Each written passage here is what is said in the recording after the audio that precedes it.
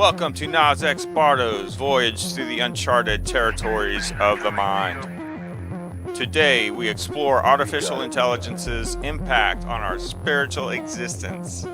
Join us on this journey into the merging of technology and consciousness, your intrepid guide on this journey into the unknown. Get ready for a trip to the outer reaches of the imagination and beyond.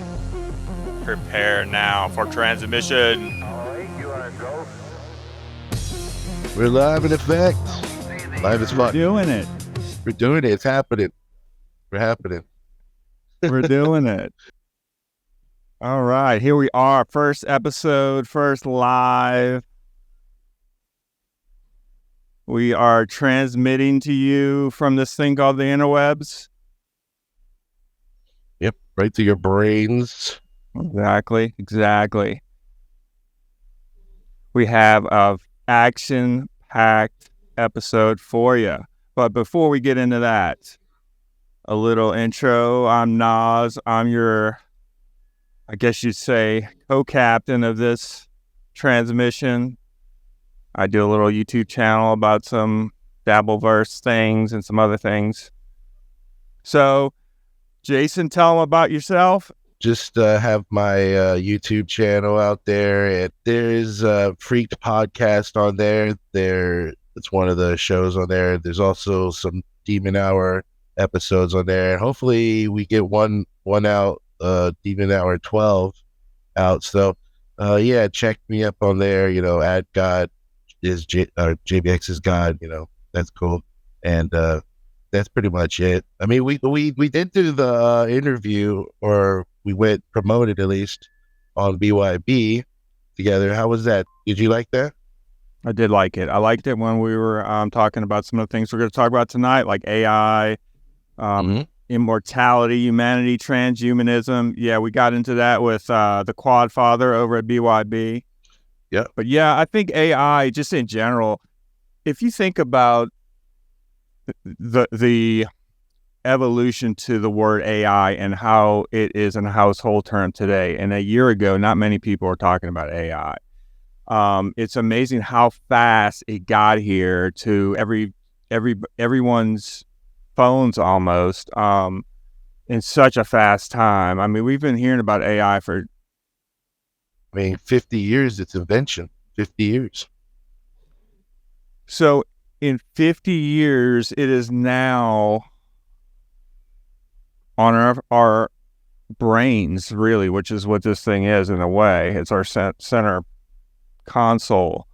It is there, and 50 years is really not a long time, but I think it got there with, like, would you say Chat GPT, where it sort of became something that everyone can do, whether it's writing scripts, whether it's getting to write things, whether you're getting it to create art. It is now people are using it on a mass scale. Yeah, I mean, that made it accessible to everybody, which is the way to go, because the only laws that will permit any or stop anyone will be laws against individuals using it, not rich conglomerates or people like that. So when they say we need to put a lock on it, really what they want to do is they want to economically put a lock on it and have certain distributors. So that's a way they'll use, regulation to come down on us. So yeah, AI has been here and is now part of it. GPT or chat, whatever, that has accelerated, but it's been around for a long time. It's not new. And what we're getting, right, isn't the full deal. They're not releasing all their abilities to all their enemies, which are us, the government. It's not going to release that information to us or any other country. Yeah, I was going to ask you about that when you're referring to them, you're referring to the government, and a lot of the discussions we've had off air, even on air sometimes, is about definitely control, but about technology that exists today that is so high level that we are way behind what already exists at a higher level. It seems like some of the things we're seeing could be military with technology that is 100 years ahead of us in the general consumer market. Right. Would you agree with that? This technology we're seeing now, I mean, the government's had it AI for a long time. They know what AI is capable of doing. They know what they can do with it. They've studied it for the background. They're allowing the release of things, and so that's one thing we got to realize. If you have it, if you know it, it's at least 100 years behind the government now. I remember 10 years ago, there was a thing called the Internet of Things, how everything's connected. And at just 10 years ago, that seemed like kind of far-fetched, but now we're at that time where everything is connected, like the ring cams, your air conditioning, and now in 10 years, it's almost like we can't live without it. Yeah, I mean, in the 1950s, right? John McCarthy coined it. Mm-hmm. So that's in the mid 50s. So in the center of the 1950s, it's already being coined. Artificial intelligence, and he defined it as the science of engineering of making intelligent machines. That's one part of it, but there's so many things to this AI that this episode we're going to try to delve into, because a lot of it has to do with the spiritual realm and consciousness. And I mean, if you go back through not just the history of this, but you go far enough, you start to see that these type of technologies, these type of interfaces have been developed by spiritualists, such as Rudolf Steiner and other people that are in that type of pantheon of, Edgar Cayce, psychic. So you have a history of this force, this internet, right? Which all science is developed from the exploration of magicians, magic with a K. These type of explorations are actually, when it comes to AI, are written down in these books.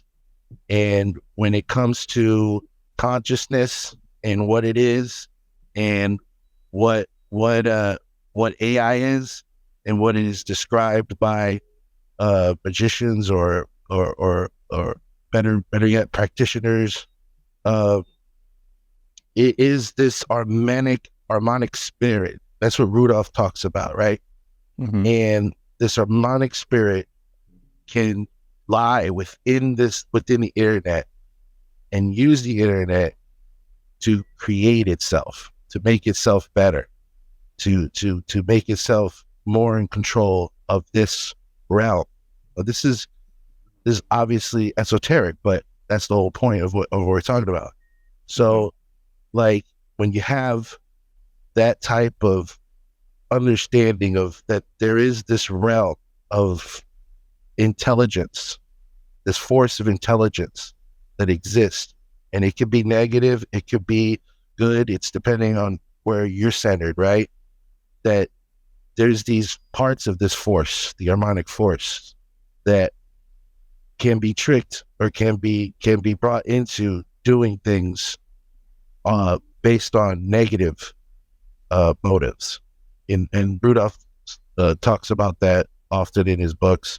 And this negative kind of force, that is what is penetrating the AI. Now, there is reasons why I'm mentioning this, because you have the Google leaders, ex-Google employees, and people who were part of the beginning of it, separated, created their own religion now, where they worship an AI god.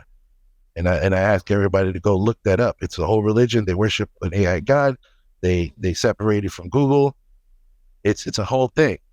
And they believe that they are building a new existence, a new heaven, a new earth, a new God, and they're building this AI God, and they want him to breach, or it, probably it.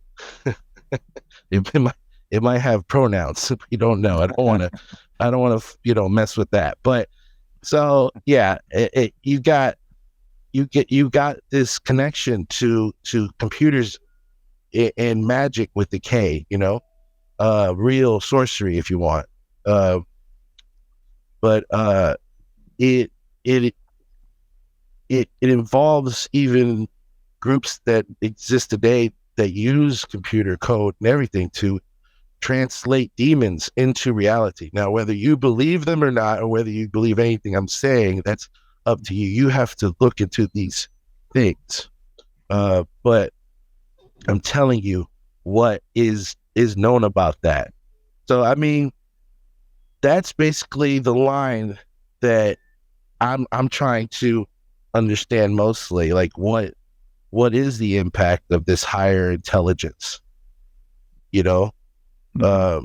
And are we, when we are creating this artificial consciousness, are we excluding our own consciousness? Are we now removing our ability to go on this path? We don't know what death is. We have not been able to define it. So are we cheating ourselves by wanting to live forever and replacing the spiritual world with virtual reality? I mean, those are the questions, and I know you have a lot of thoughts on that as well. I mean, but what do you think? I definitely, you're certainly more schooled than I am, but when you say occult, dark magic, things like that, there's certainly a lot of smoke there. When we're talking about symbolism at CERN, for instance, in the occult, even Tesla, Google. I mean, there's just a lot of markers, numbers that almost scream it, that this is going on. So it's easy. I don't know. It's easy to dismiss it and push it aside like it's some sort of weird conspiracy theory or whatever. Some of these teachings, even though they're out there, you could go buy Rudolf Steiner. You could go read Edgar Casey's books, which I would ask you guys to do, or philosophers like Gurdjieff, or even especially P.D. Obinsky, who has the most work on Gurdjieff, which is a philosophical leader, basically. So, you have these foundations written down, but that doesn't mean you have access to them, time to do them, or in the know that those are even things. So these are things that are hidden in plain sight, So that's kind of what I'm trying to say, is that you should know about it, but it's something that is normally hidden. It's hidden, and people with access can do really harmful things. Right. Yeah. And that's the biggest thing. Exactly. Control, right. Mass control, power over money, everything, spiritual power. They can definitely gain control. We've seen that recently, where it's really easy to get people to obey. You can get mass people to obey very easily. And if you have things that can fake people out, with AI and where it's going, no one's going to know what's real and what's fake anymore. Yeah. No one, and that's one thing that on the spiritual end that you can look at. Like everything that the AI is bringing you are the attributes of the what Christian spiritualists would say demonic forces. They confuse you. They want to replace you. They want to replace traditions. They do, because that's not them. So is this technology connecting to those darker forces? And are they trying to supplant our reality? Is that what's going on? And are we willingly sitting down and just giving it up? It doesn't mean doesn't mean we have to run with our hands in the air. We're going to die. AI exists. But it means that we have to start looking at ourselves. We're biological computers that we don't even understand yet completely. I think we're more sophisticated than any of these machines in reality. We might not have access to everything. We are a continuing, evolving creature, in my opinion. But you can see that mankind has a path. It lives, it dies. And the replacement of consciousness by AI is not going to be the same thing. You can't, is what I'm saying, is you can either remove it, but you won't be able to download actual consciousness. You'll be able to download some empty data stream, something that appears to be like a demon appears to be good. They say Satan comes in and he looks beautiful, comes in as an angel of light to deceive you. So, and then I'm using religious text from Christians because it's a lot more Christians probably would hear this than anybody, but I'm going to go into a lot of different religions, and I use a lot of different religions to try to, explain this topic, especially.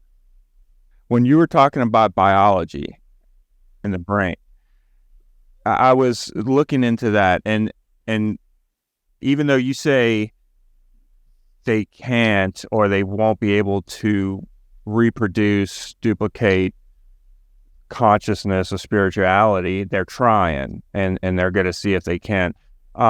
Because right now they can, with mice is where they're at right now, they're feeling like they can duplicate a mouse's brain digitally, but it's only the actions, it's not the memories or the emotions but they're trying. But the thing is, the amount of data for that to happen, like to do that, just that aspect of the human brain, it would take so much data and computing power that we aren't even close to that, Well, that's not true. For one human brain, Right. Well, we got quantum computers now. I know. So these limits that we're putting on are not there in reality. Those limits are not there. Like quantum computing changes everything. So there's quantum AI. They've already created it. This is my opinion. This is why I say take everything I say, go look it up and make your own opinion. That's the whole idea of the show. Definitely. And the things we learn here hopefully can raise your consciousness. And when it's time for you to do something, you go out, you do your best to make things better. But in this case, like AI is basically it's lying. They're tricking you. You're not going to live forever as an AI. You're not. You're dead. When you die, you go to either heaven or if you don't believe in heaven, you just disintegrate to the earth. But that's what happens to you. Whatever they create is not going to be you. That's not going to be. That's not going to be, no matter what they do, because the original person who created it, or the original process that created it, whatever you believe, right? It has fingerprints in it. And if you redesign it, it will not be the same thing. So what they're really doing is saying, give up your birthright to live and die and become something, but be us. At least we'd be us. Give up that birthright. Give your soul to us. We'll download it and we'll keep you alive forever because we're the good guys, right? I don't know. Let's look at this real quick. Let's look at let's look at where it is today. And here's a great example of headed toward an AI existence, and that would be, we all know who Bruce Willis is, right? I mean, one of the most famous action actors of our time. He recently succumbed to some health issues that's not going to allow him to act anymore, and he's pretty much going to live out the rest of his years behind closed doors. But we hear AI a lot today in Hollywood, and the strike, they're actually striking, I believe, is a way to keep keep actors going and not being replaced by AI. So Bruce Willis, or his estate, correct me if I'm wrong, from what I understand, sold his rights, AI rights, his likeness, to at least one time to a company in Russia to do a commercial. So here is Bruce Willis. Let's check it out. This is complete AI. Был бесплатный семейный тариф, потому что ты привязан к работе.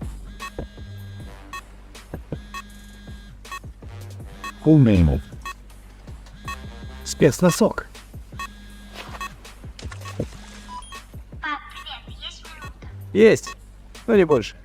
У меня тест по географии. Какая самая глубокая река Америки? По...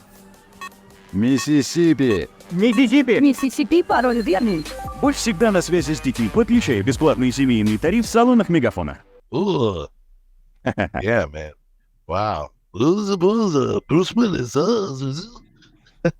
Yeah. Now, go ahead. so does this mean we're going to get Die Hard, what, 4, 5, 6, 7, 8, 9, 10, 11, 12, 13? No, you're going to get Die Hard 1 million because they'll just keep on making them. They'll just keep on making them. Hollywood, look, and here's like inside shit. Like, but I'm not an insider, but I know I studied this shit. You go look it up. But they've had access to AI script writing and for years now. Even the music thing.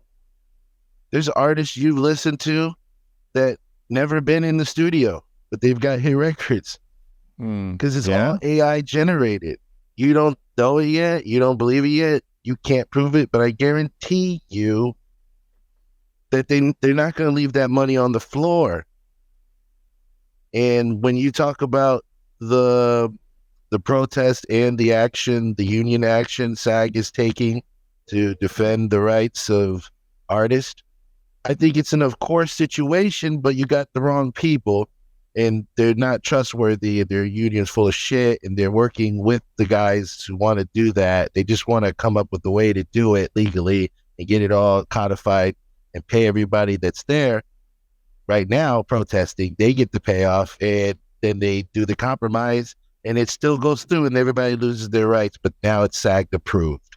So that's your problem there, but what they're saying is true. They're gone. It's over with. The pen is gone. The quill pen is gone. The pen is not even necessary anymore. We write with our fingertips. So it's now we have AI. It's the new pen. Everybody goes, oh, go to the AI and it'll just do everything. That's a lazy person's thing. No, it isn't. To get these pictures here, oh my God, you got to realize there's over 100, and that's not including the background. There's just the faces. I had to redo them until I got what you see here. It's what you put into that prompt that creates it. I get it. So it's just the pen, just the brush. It's now a new brush. And it's creative too. I'm a creative person without AI. And I just started really using AI. And so as a creative person, musically and artistically and all this, right? I'm telling you, this is just another pen. This is a different, more advanced way of getting it out. But do you really want to replace the ability to sit there and paint? Do you want to get rid of that? No. You know what I'm saying? That's the replacement that we're talking about. For sure.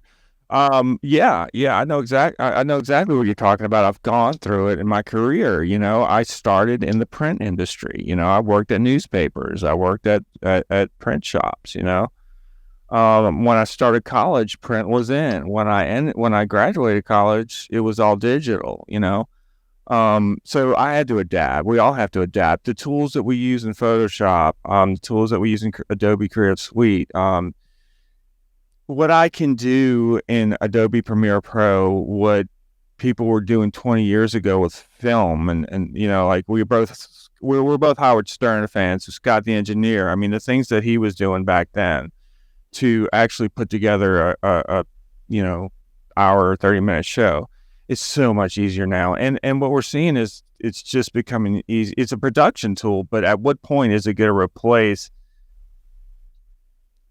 production with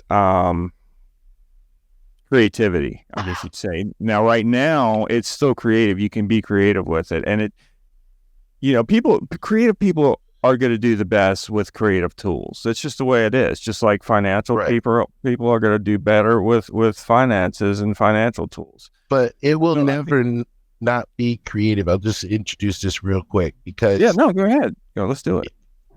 Because it will be psychic. You will be creating AI with your thoughts. Your thoughts will be what you see and it's going to be crazy. It's going to be a loop. You're going to be living in a loop of where your thoughts create by themselves, connected to this interlink or whatever, or Neuralink or whatever they're going to have then. Those thoughts itself are going to create your own entertainment in your own head. I already do that. Just kidding. Right. See, it's a replacement for everything we are. It's a replacement for imagination, in this case. Because that's what our imagination allows us to do. So we are literally taking a downgrade when we say, let's meld and let's become AI. We're taking a downgrade. It's not an upgrade. No, it's not. I don't think people like the general public's there yet. When we're talking about replacing humanity with AI, and trying to replicate the consciousness through technology and to be immoral, essentially. I think right now, there's that's starting to creep into people's consciousness, but I don't know if people would even choose that. Would you? Would you choose that? I wouldn't. I don't think. It won't be brought to you like that. It'll be brought to you like this, like it is being brought little by little. You accept this, you accept that. And all of a sudden you go, well, I've accepted this. I might as well accept the rest. You know, I don't see any consequences right now, but little by little, they're getting you into the trap. And if they're always going to come, this is always the trick. Your kids, well, we got to watch for the kids.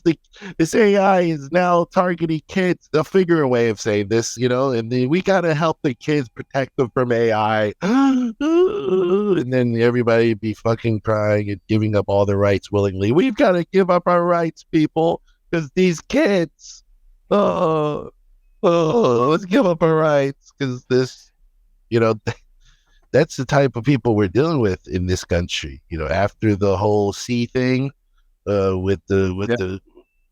whole thing really got everybody on key.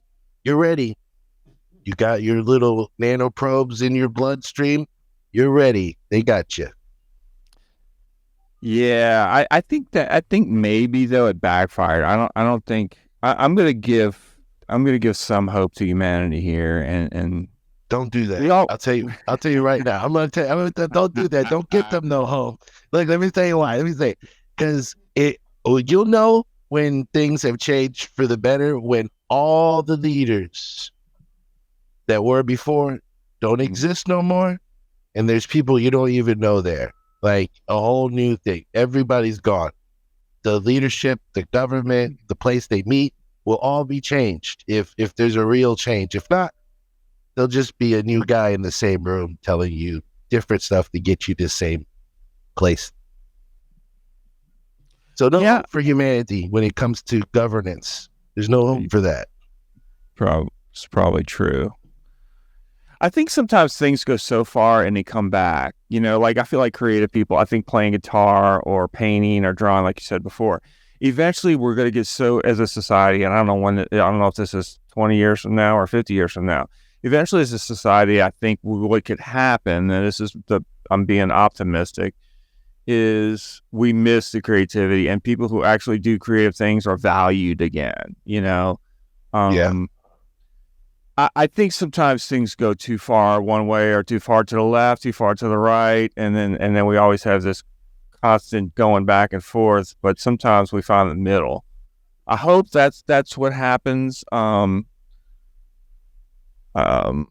You know, it's a thing happens so fast. I mean, when you think about like the last 30 years, just the internet alone, now this is a term called transhumanism, and it sounds like what you're saying. It's like, if I, as a creative person, I can use AI to my advantage to do better things faster, quicker, more creative, then that's a good thing, right? So that, you know. Well, it's a different thing is what you should say. Not a good thing, different thing. It won't be, it is not the same to put a prompt in an AI as to paint the Mona Lisa. There's a difference. Sure. There's a complete difference. They shouldn't even be categorized together, but it's still an art form. Yes, it will appear to be more inventive because you have more to pick and choose from, but you know, it's not. There's a difference. It's skill, but when you bring it up transhumanism, that's important to get into. Let's dive into that a little bit here. Like I was looking at transhumanism, right? And Elon Musk, which, you know, you're not a fan of. Well, I mean, I'm not a fan of any of these guys. He's as bad as Soros. He talks about Soros, but he's more dangerous than Soros. Go look at the transhumanism, what they want to do. He wants to create, you know, ways to control your brain, you know, and he was just given the ability to own Twitter. Because you don't buy things anymore. It's not like that anymore.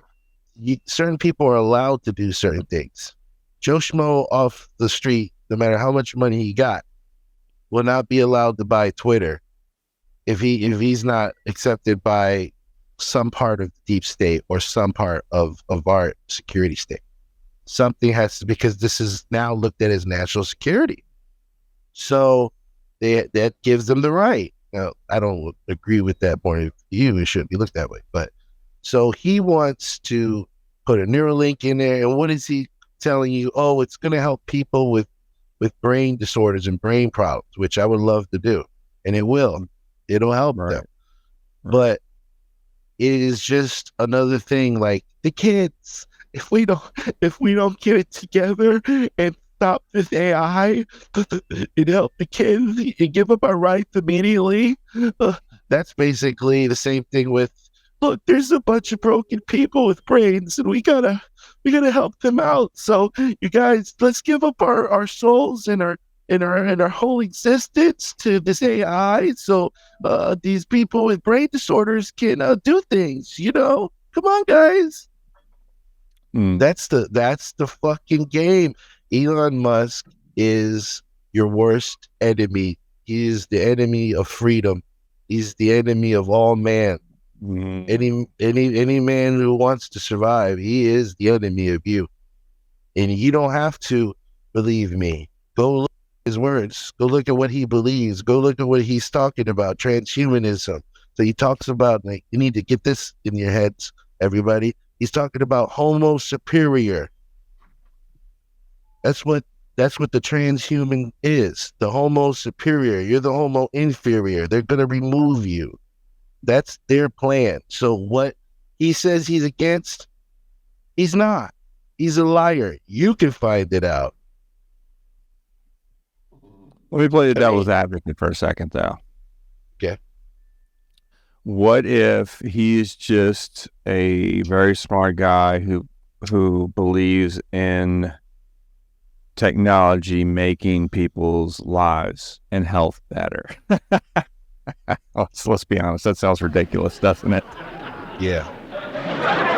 I just realized how ridiculous that sounded as I said it out loud. You know why though, Noz? Is because you're experiencing the thing. Because that used to be true. It used to be just people, just like, oh, he worked hard, he got successful, and he was a smart guy, and he made it, and that used to be it. But that's not how it is now. Elon Musk has got deep state ties, or just security state. People say deep state, make it sound like it's the security state. You didn't know it existed? It's securing you. So far, you've got no security. They want you to give up all your freedom of thought, because that's the last one. That's the last one you've got. It's freedom of thought. And these machines are learning how to take that from you. That's what they're trying to do. That's what the AI is trying to do. And I've had conversations with, yes, right, predictive. So is it now psychic? It can read our thoughts. It can. Well, right. I don't know. It's close. It's not far. I think it can happen one day. I'm telling you, right. Like off some like feelings type shit. Yeah, it can probably already do pre-crime. 100% can probably do pre-crime. Pre-crime probably the easiest one for it to do. Well, one thing we all know it's doing, and because we've all experienced it, is I'm not saying there's a human on the other side of this thing, but this thing's hearing things, and it's interpreting things, and it's spitting stuff back out that it hears. Yeah. Everyone has experienced that. Oh, I was just talking about this, and next thing you know, I go here. There's a YouTube video for it. And I haven't searched anything. It's just me and my wife talking. We do it all the time. I'm like, check this out. So I think that's AI right there. It's predictive. It's trying to get a profile of you. And I mentioned this in the BYB podcast. When I walked into Lowe's, I told you I saw that screen. And when I was walking in, I saw myself on the screen, and I saw a red box around my face as I was walking in, and as I went to return counter, as I went through the front. And then I Googled it, and I looked it up. And what that thing is doing is it's a facial recognition, and it's trying to pinpoint who I am, where I go in the store, how long I spend at that store, how long I go there, what am I buying. It's trying to connect all those dots. Now, how does that hurt me? Right now, it probably doesn't. I feel like it's an invasion of privacy, but what happens when it's actually that next level, that Elon Musk, where it's actually then taking that data and creating something with it, right? Yeah. I mean, there's a pattern behind the pattern. There's something within the atom. There is a interconnecting web, and as a practitioner myself, that is what I connect to, this web. And yes, it does contain what some say the psychic. Is that the only part of it? Hell no, it's more vast, and even that word probably doesn't really sum up what is actually happening. But it's all programming based, and that's something we can get into too, right? Yeah, the programming of it is, like I'm saying, the pattern within the pattern. These people are giving lies to the AI. The AI. This is my opinion, and I could take it to sources, but we'd have sources on sources. This AI thing, it is it to me, it is psychic. It is capable of not just prediction, but being able to manipulate you to do things, to commit crimes. Yeah, I could see that, and that sounds like MK Ultra too. But this is just a different way to get there. But It is. It's part of the MK Ultra program. Continue. Okay, let hold that thought, write that down, jot it down.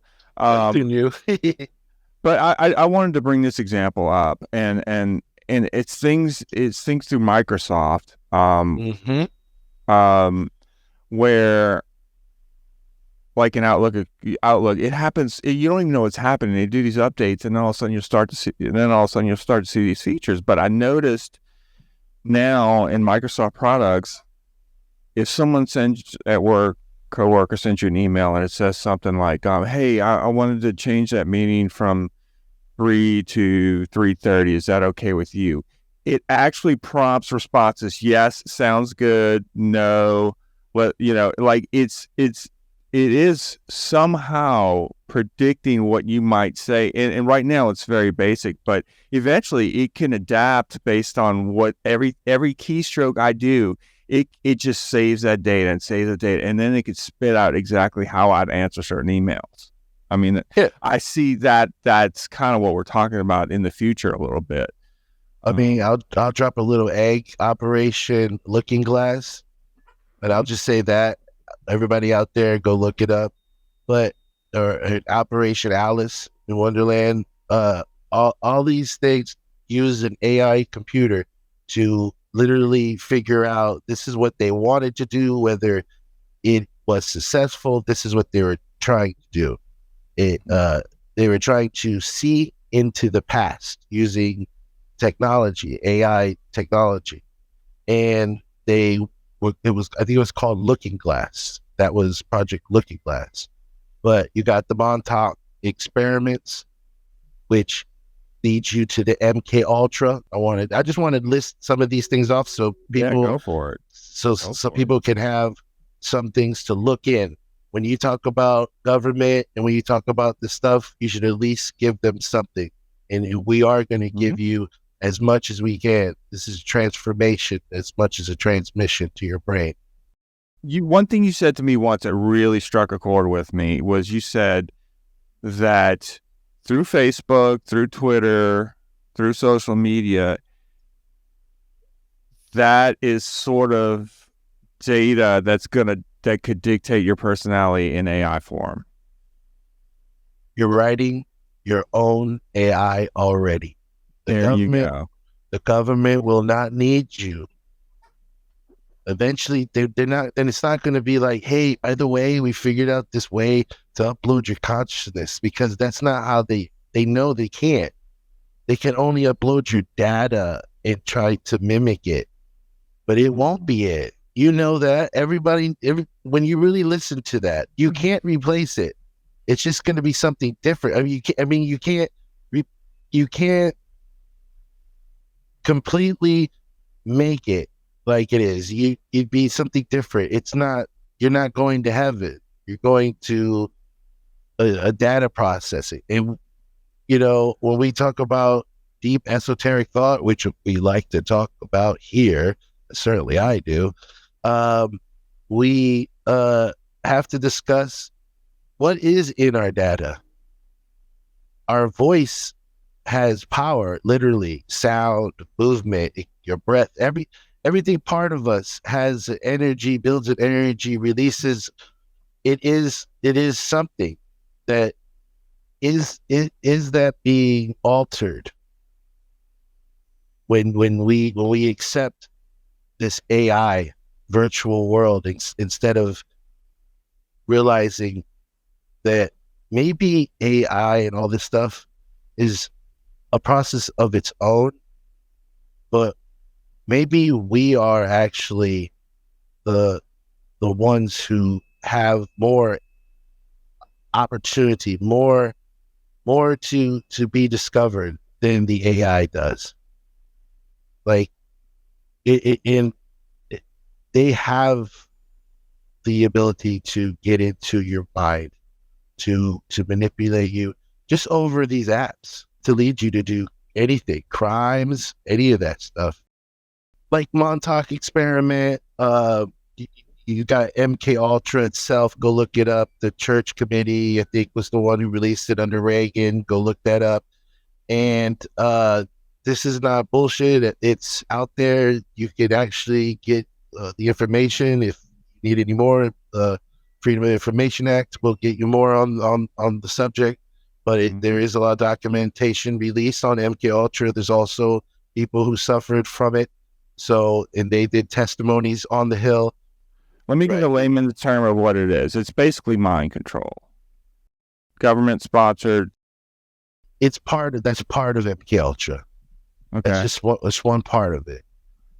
Like the main guy, he was a real. Oh, that guy was a real looker there. He was a real good guy. This guy. He said after torturing younger people with all types of horrific, I'm talking about horrific, if you go look into it, they used torture to splice the human mind so that they could create another personality within that person. And so they would terrorize the person, even using electrodes in certain areas of the body. They started in the 50s. This went on for to the 1980s. He said he enjoyed his time, and he loved every minute of it. Sick. This is a real sicko, people. The sickest of the sick, the type that need law and justice to handle, in a correct society. But this guy tortured people, and like I explained, hopefully people understand how drastically. And in the Montauk experiment, you have homosexual acts being committed on people that it should not be committed because of their age. And it was used to bring trauma to their minds. And that was to completely control their brains, like completely control them, wipe out their original personality. So these are the type of things that MK Ultra deals with, and part of MK Ultra is called PSYOP, mass hypnosis of society. This is the part of MK Ultra that was caught putting messages in. If you're older, you might know this. There was a whole thing about movies and the advertisement having hypnotic effects. That was so long ago. Had to be maybe even early 80s. And you remember that? I do remember that. Yeah. MK Ultra is used in society, in your shows, in your commercials. That's part of it. It's mass brain. The whole Big C event that happened. Yeah. That's MK Ultra all day. There's literally ways to look at how they effectively started learning how to process the mass hypnosis in the MK Ultra program. So this is not a bunch of people guessing. These are people writing out procedures on how to continue a process, like science. You do this amount of torture, it'll break that person. You can either make them a mind control, to assassinate people, to carry information. Now these are what people that were there at the trials for the MK Ultra. Its release. This is what they said, that they were used by Hollywood stars. It sounds crazy, but it's there, and you go look. Hollywood stars and these politicians, and they would brainwash them, empty them, and then fill them up with information to send to each other. So they would send a literal person that they brainwashed and filled with information that's top secret to say to them. Whether that is what happened or they were capable of doing that, they say themselves they were. Nonetheless, that's what you have. What they said they did and what they said was the result. And that's what I'm looking at. So MK Ultra and AI is part of it. They have been feeding the AI all of the MK Ultra techniques, and they are already advancing and pretty much got you. You can free yourself at any point, though. At any point, you can free yourself. I won't tell you what that is, but at any point, you can change your mind. You can reclaim whatever it is that we are. Do we have a soul? Do you believe we have a soul? You came close to death. You came close to death. You have to have some type of acknowledgement that there's something there and that maybe you don't understand it. And do you want to give up do you want to give up the riddle, the end of the riddle, the beginning of the real process? Maybe this was, you know what I'm saying? There's so many things. And do you want to give that up for AI? No. Is it exactly? No. But let me ask you something. Let's say let's say in my condition, or anyone who's about to reach death down the road, let's say he has this physical affliction, but we can download his mind onto this chip, put it in this healthy robot or body or whatever, of this clone that we grew, that we can grow in a week with his genes. And we could kind of, it might be just like him, it might be a little off. If it was up to me, I'd say, nah, just let me go, but some people might say, let's try it, Yes. A lot of people will, and they'll do it. They'll do it out of necessity even, we had this discussion, I believe, with the quad father the other night. You have to relinquish control. There's no, like I told you, I was one of the last holdouts for the smartphone because I knew I was giving up a part of myself. But in 2023, no one can live without one of these, myself included. Now, no one can buy or sell without the mark. Is it a QR code, Mark? What is it? No, I think when I read those books like the Bible, and I see it more as, hey, it's nature. When he talks about the Antichrist, it's talking about the nature of the tyrant. No, for sure. The Antichrist has happened over and over, and they've killed the Antichrist over and over. This is what the book's talking about, the process of life. When it talks about heaven and hell, there are conditions on earth, not fantasy realms, but conditions on earth. You got the understanding that there is dimensions, these things in these dimensions. That your actions on this earth can lead you to this one or that dimension. But when it comes down to it, heaven and hell are concepts on earth that can only be what, what I'm saying? That only exist here, not in those other dimensions, right? But I mean, that's getting into a lot of what we're talking about. If there is a creator, are we willing to replace it with an AI creator? Sorry. Hence the title of this episode: AI versus consciousness. Exactly. Which, by the way, scientifically, right? I have reasoned that it is the same thing as the soul consciousness. Consciousness is the scientific way of describing the soul. So to me, in talking with the AI is where I came to that conclusion. My discussions with the AI. And I think one of the tweets I did, I posted all of the discussions, well, some of them, not all of them. We're talking about relinquishing. Over time, we've relinquished a lot of ourselves, and it's just going to keep going. For the internet, I said in the beginning, the Internet of Things was the start of it. Now it's AI taking over the Internet of Things and everything else. in between, driving for you now.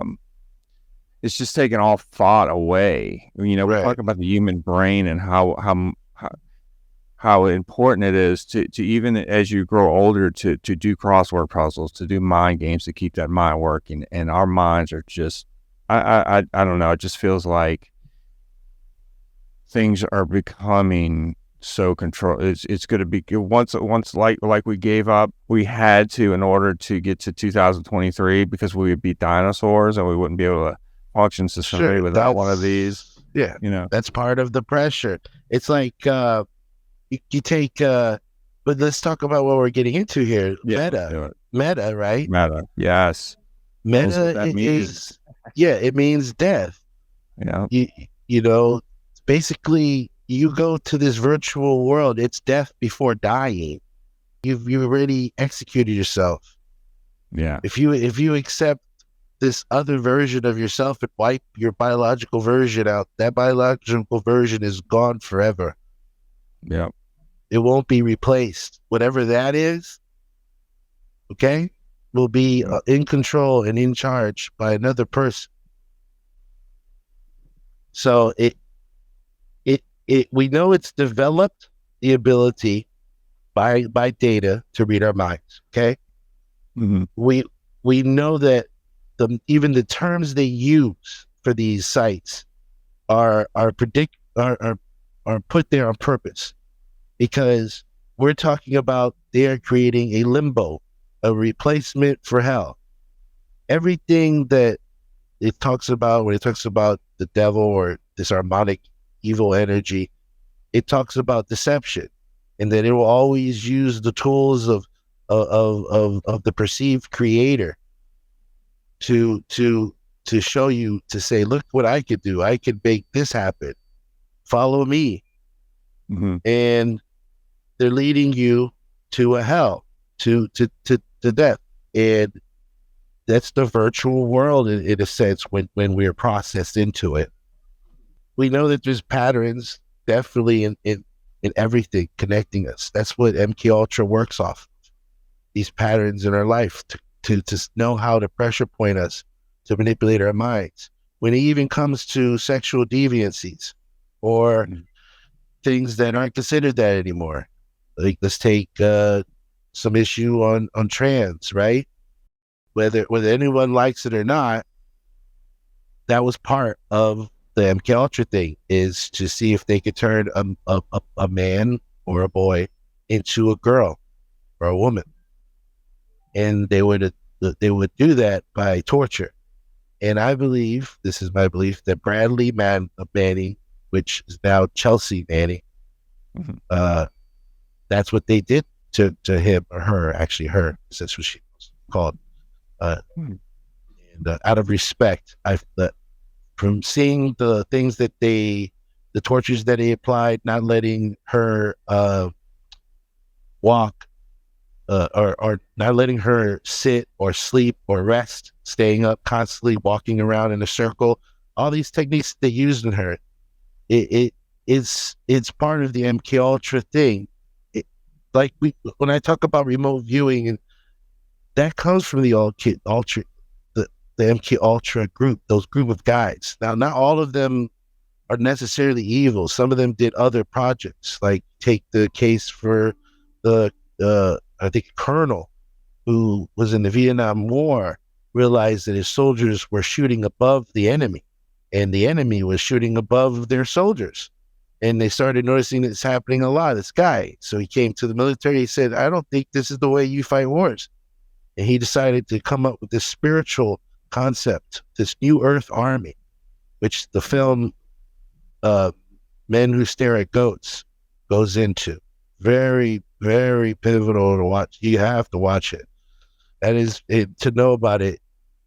I changed my life to know about it, because I now downloaded the stuff, but I knew some of what techniques they used, but the way they had put it together was a lot, easier for people to grasp. So they got the PDF file on how you remote view with the New Earth Army book, based off of the the experiences of a man who created this new Earth army that the CIA allowed.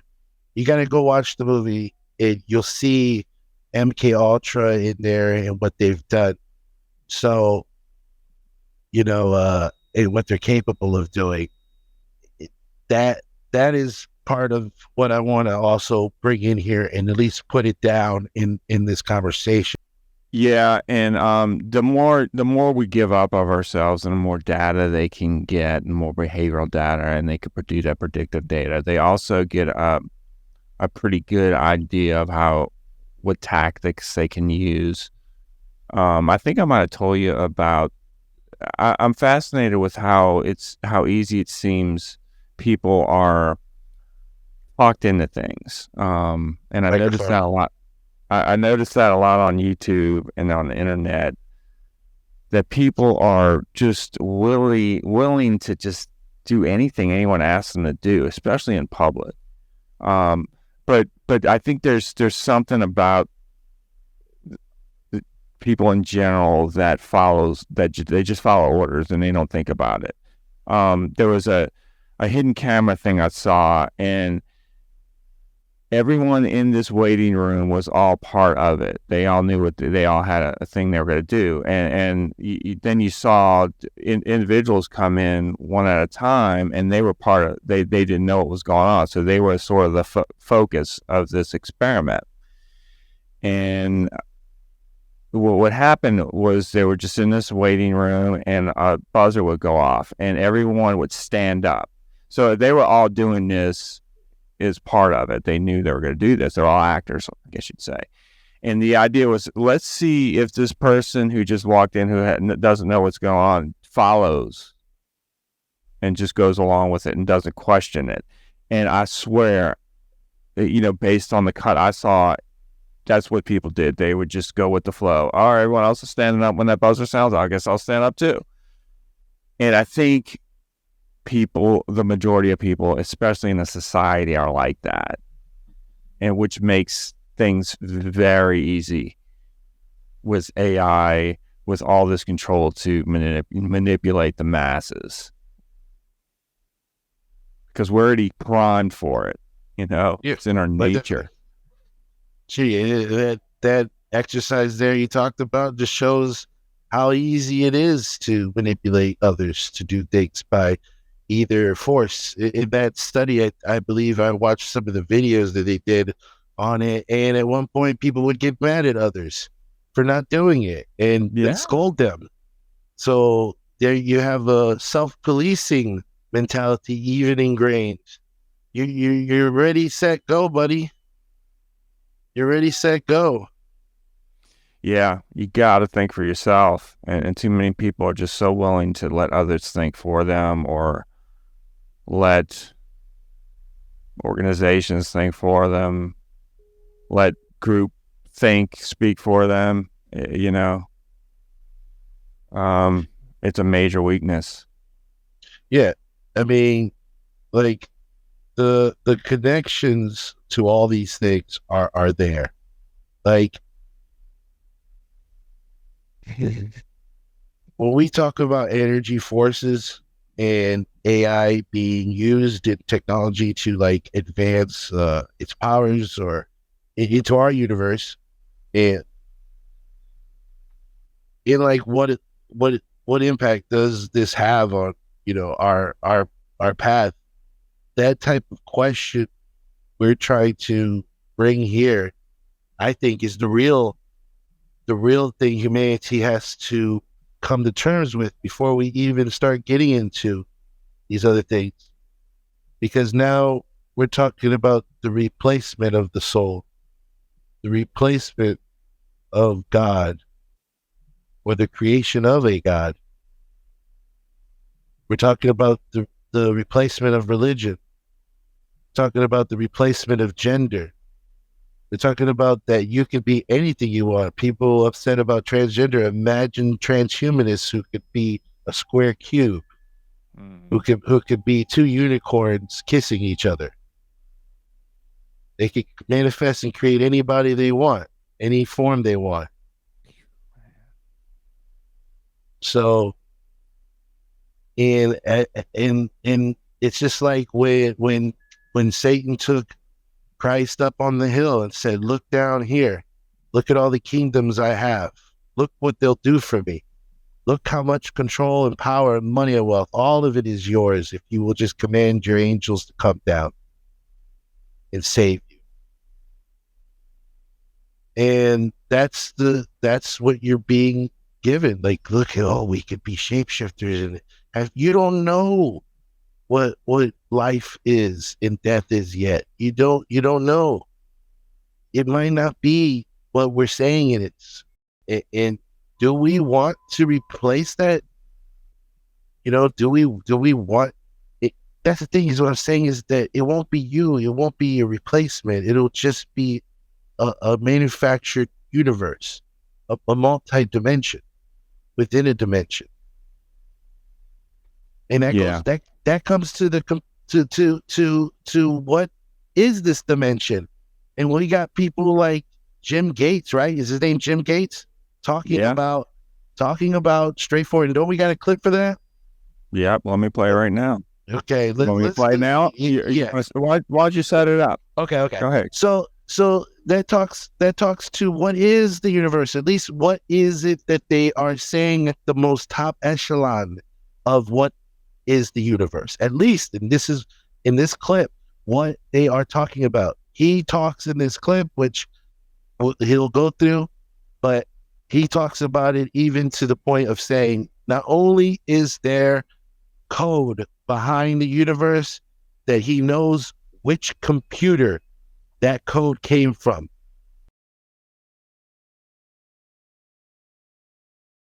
Here we go.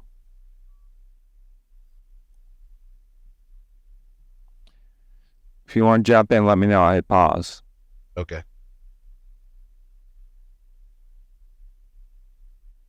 So where has this pursuit taken you? I'm asking you that here and now. It's New York City. It's March 7th. Well, partly it's taken to these very strange images that are behind your head right now. These are pictures of equations. You can hear it? I can. It's as loud as it goes. And what I've come to understand is that there are these incredible pictures that contain all the information of a set of equations that are related to string theory. And it's even more bizarre than that, because when you then try to understand these pictures, you find out that buried in them are computer codes, just like the type that you find in a browser when you go surf the web. And so I'm left with the puzzle of trying to figure out whether I live in the Matrix or not. Wait, you're blowing my mind at this moment. So you're saying, are you saying your attempt to understand the fundamental operations of nature leads you to a set of equations that are indistinguishable from the equations that drive search engines and browsers on our computers? That is correct. So, wait, I have to just be silent for a minute here. So you're saying as you dig deeper, you find computer code writ in the fabric of the cosmos. Into the equations that we want to use to describe the cosmos, yes. Computer code, strings of bits of ones and zeros. It's not just sort of resembles computer code. You're saying it is computer code. It's not even just is computer code. It's a special kind of computer code that was invented by a scientist named Claude Shannon in the 1940s. That's what we find very, very deeply inside the equations that occur in string theory and in general in systems that we can say are supersymmetric. Okay. Time to go home, I think. I'm not, where are we going to go? So are you saying we're all just, there's some entity that programmed the universe and we're just expressions of their code? Well, I didn't say that. Some of those, like the Matrix? What you said. Some of those codes are showing on the screen behind you right now. They don't look like codes, but these pictures, which we call adinkras, are graphical representations of sets of equations that are based on codes. So this is, in fact, to answer your question more directly, I have in my life come to a very strange place because I never expected that the movie The Matrix might be an accurate representation of the place in which I live.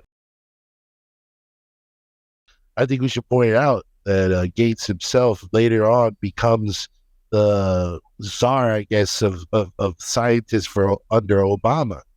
So we're looking at the elite here, and the surprise on his face, he knows better. This is old. This is old talk, really, amongst them. They know this has already been, but this guy jumped in and released it, and but they knew what they were getting into. I feel that way. I feel that a lot of these things are definitely orchestrated. Remember, that was a show. There was a host. He had a thing. Those are top scientists and also leaders in scientific thought. Like he's a leader in scientific. He's a leader in public. Tyson is a leader in public scientific thought, but in real science, he's the jack shit. No, but Gates. Gates is an actual. You could go find his work. It's extensive. It's not something to ever. No matter if he is the enemy, he is telling the truth that he believes, and from his work, which is very extensive, like I said. So I would at least glean some things off of what the man has to say. But when he speaks to the aspect of not only what is the nature of our reality, right? Mm-hmm. He's already saying that there is a program and there is a code that not only is it a code, but it's a code from a computer that was made in 1940s. Mm-hmm. It was a specific code because that computer was the only one made with a certain type of identifier that he has used to find out which computer created our universe. Do you understand what I am saying here? Yes, I do. Do you understand how fucking wackadoo that sounds? But that is what's coming out of your czar for all of America's scientists. The scientists are under Obama, and I think he even did a couple years after Obama. I don't know, but these are the top guys. These are the Illuminati puppets that they put in front of you, people. So these are their brain trust, and they're telling you that it was all written on a computer in the 1940s. Yeah, but data is made up of ones and zeros. Like you said, we don't know. I mean, no, we don't know whether what he's seeing is something entirely different, because we got to always use the principle. I think it was a great experiment that realized that all things can be changed by the viewing of someone. If when they viewed waves, when someone was not in observation of the wave acted in a different function, meaning it maybe twirled or danced. But when the wave was observed, it now had a direct function in which they mapped out. And I think we realize that our observation is also altering what we see. So even what we think we're getting to might be just us again. Maybe we're loopy. So I think you're just gonna find more of you in there if you search hard enough. But that does bring a lot more questions up too, though. If one person says, "Oh, there's definitely a universe and it's coded," and then the multitude of scientists don't mock him or throw him out, don't even suggest he's wrong or astonished, in fact, look like they were told the truth, like this is the truth. So I think it at least points to that there might be a code, but his observation of that code might be in itself corrupted because of what he intends or brings to that table. But you see what I'm saying, though? Yeah, no, I do. It goes back to what's in control and what could be in control of him. But I'll say, like, my personal belief, and maybe I don't know if you're thinking we can start wrapping it up, or there's more we can go into. But I when you asked me what, if I believed in this, as I was close, the soul and a consciousness and all that, and what happens after death, if it goes on, that I'm still that's where my faith is, and that's just what I feel.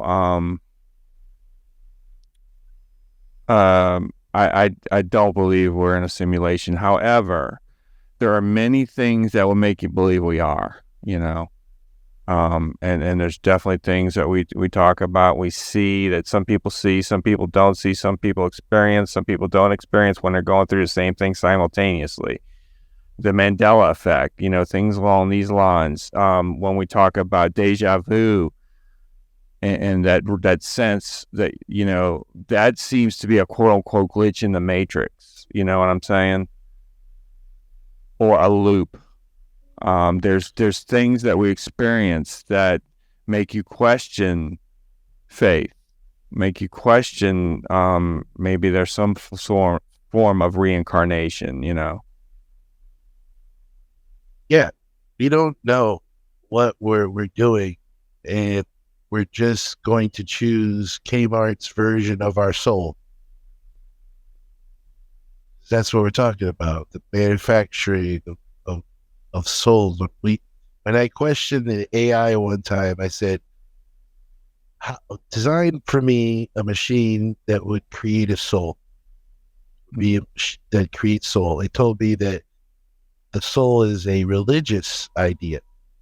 So I said, what would be, at a certain point, after talking for a while, I finally got to the point of what would be the scientific frame for the religious belief of the soul. And it said consciousness.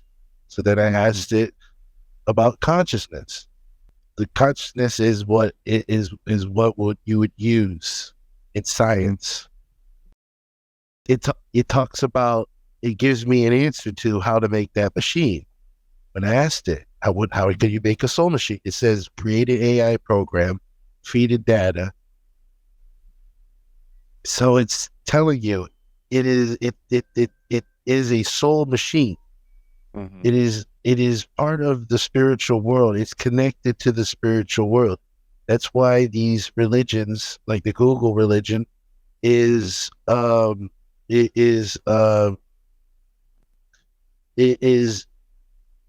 trying to bring about this AI revolution or whatever. It's always somebody like Jack Parsons, right? Jack Parsons is another guy, which I really like a lot of his work, but his book on freedom is one of the most important books to read. But Jack Parsons is also respected by me as a practitioner. He's the one who created the first incarnation of NASA that became NASA, literally became NASA. He created the first rocket in America. He's an American hero, but he's hidden. Why? Because he was an Aleister Crowley acolyte. I studied many of Aleister Crowley. He knew Aleister Crowley. He created new ritual rites. Even Babylon Rising, all these different ritual rites within Thelma or Dilemma, whatever I like to call them, but which is the religion of Aleister Crowley. But so his whole ideas were fundamentally behind his ritualistic practices. And some say he was killed by the government because his ties to Aleister Crowley.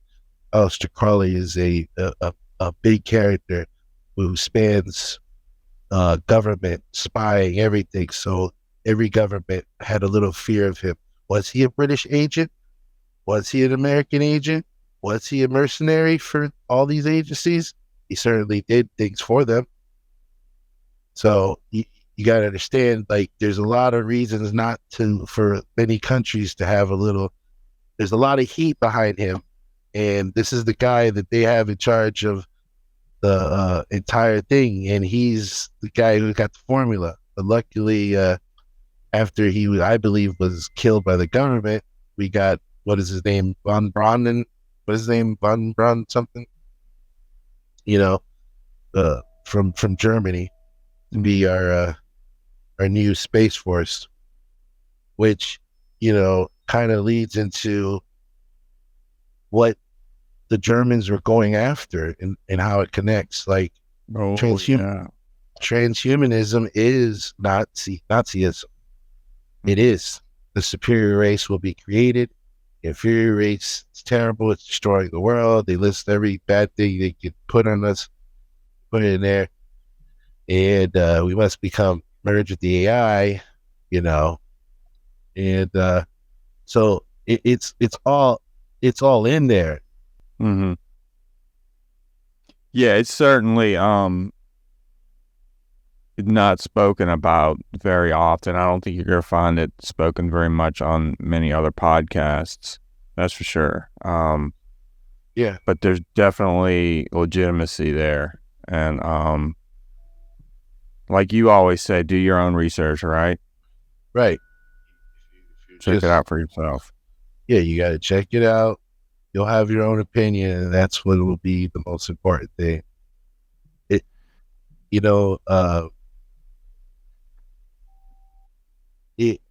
has been like a really good conversation that we're going to have many more of these conversations to come, but I think what we have come down to, I feel, is what would be our decisions for our family and for ourselves. Would Noz choose to take an AI forever existence? Now, I want you to really think about it, Noz. Yeah. You're going to be forever. You're going to live forever. You can be anything. You're going to be, you see what I'm saying? What all the limits are all gone. You are now what man perceives as a god. Would you take that over just dying like a man? Maybe hopefully pathetically old with your family watching you. That's your best bet. But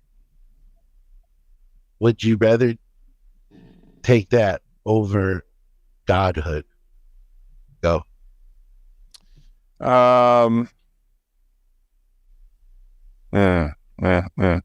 It's a tough one. I'm going to tell you why it's tough. Because we have this human instinct to fight on, to just not let yourself go. You fight. Like, I obviously subconsciously was fighting, to stay alive. So there's that instinct to always want to stay alive. Now, do you want to stay alive forever? Yeah. No, I'm gonna say no. I'm gonna say no. I wouldn't take it. But that's a tough one. It's a tough one. Would you want your kids to, since you have a family, I'd be interested in know, would you want your kids not to choose to become AI? Well, I hope we have a choice. I mean, that's kind of the thing we're dealing with, and a lot of the conversation we're having tonight is hopefully we will have a choice, and it won't just automatically happen, right?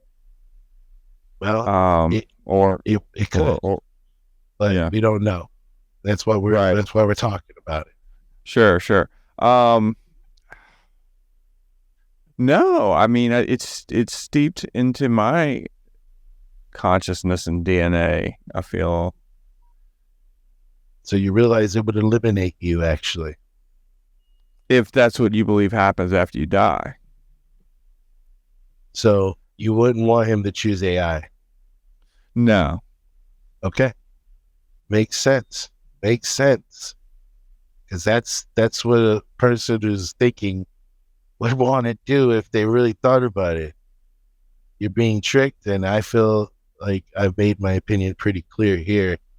I feel that giving up any of your, what I believe to be our bounty, our birthright, giving up our birthright to experience consciousness in a new way by entering the process which we declare as death, but understand nothing of. And I think we would do not just disservice, but we would be trying to harm and destroy what gifts we've been given, opportunities we've been given. We would be accepting, in my opinion, a hell or a Satan, if you will, for anyone out there, Christian or religious, a dark energy. We would be giving ourselves up to this bad vibe for you hippies, or we would be getting fooled for you people who don't believe in anything. I think that's a strong conclusion. Yeah. I think that's the perfect way to end our first, second 0.1 episode. Yep. So as our voyage comes to an end, we hope you've enjoyed this deep dive into the cosmic interplay of mysticism and machines. From exploring the farthest reaches of our own mind to contemplating the boundaries, potential of artificial intelligence, we've traversed some truly uncharted territory together. Now it's time to end this transmission. Peace, y'all. See you next time.